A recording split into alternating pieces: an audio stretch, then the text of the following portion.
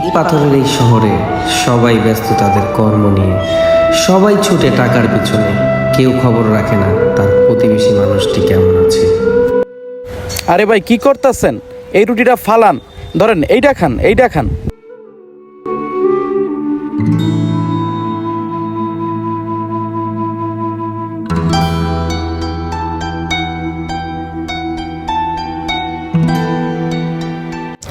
আহারে, ভাই ভাইয়ের সাথে এরকম করতে পারে? ভাই ভাই মানে আপনি কি ওনারে চিনেন? আরে ভাই, আপনি জানেন এই লোক কত টাকার মালিক? এই জায়গা সম্পত্তি সবই তো ওনার। তার ছোট ভাইরাই তো তারে আজকে নিঃস্ব করে ফেলছে। তাইলে শোনেন কাহিনী। ভাই, জায়গাটা তো অনেক দিন ধরে খালি পড়ে রয়েছে। একটা ডেভেলপারের লগে আমার কথা হয়েছে, আপনি কইলেই জায়গাটা দিয়া দিমু। এনে একটা বড় বিল্ডিং করালাম ভাই, ফালায় রেখে তো কোনো লাভ নাই। বিল্ডিংটা হয়ে গেলে মাসে মাসে কিছু বাড়াইলো, চলাফেরা তো সুবিধা হইলো। আপনি সম্মতি দিলেই আমরা ফাইনাল সিগনেচারটা দিয়ে দিব। তো দুইজনের কাছে যেটা ভালো মনে হয় তোরা ওইটাই কর।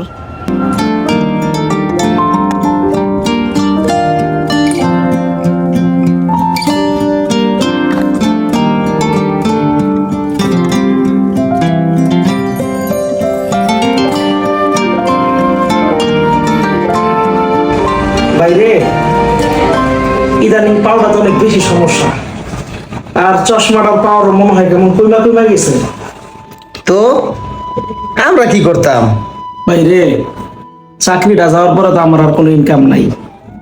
যাও কিছু টাকা উঠে বাড়িতে, এটা তোরা দুই ভাই ভাগ করে নিস। আমারে কিছু টাকা পয়সা দিয়ে ডাক্তার দেখাইতে হইব, পাওয়ার অবস্থাটা একেবারেই ভালো না। সরকারি অনেক হাসপাতাল আছে, ওষুধ দেখায় যাইয়া নিজের চিকিৎসাটা করানো। আঙ্গর বেড়া দিও না, যখন দেও তখন খেলে একটা কথা হইলে তুমি আসো। তুই কিছু প্রশ্ন না? আমি আর কি কমু, টিয়ার প্রতি লোক লেগে গেছে এখন। না না ভাই, আমার সরকারি হসপিটালে যাওয়া লাগবো না ভাই। আমার মনে হয় আমি বাসায় থাকবো, সুস্থ হয়ে যাবো না ভাই। থাক তোরা থাক।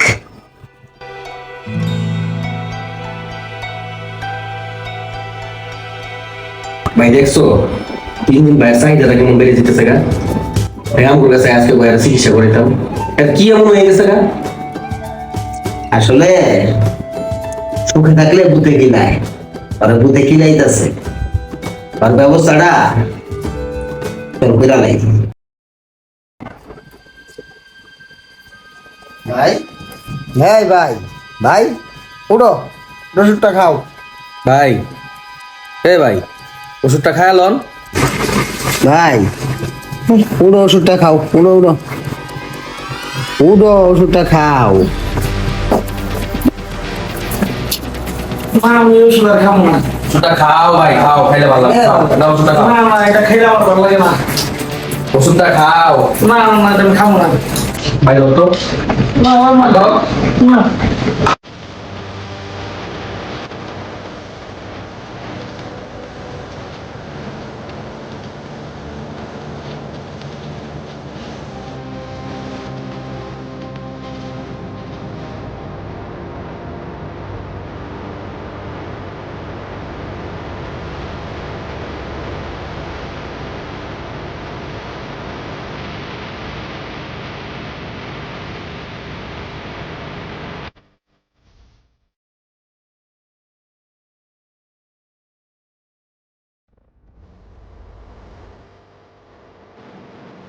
এত নিষ্ঠুর ভাইও হয়?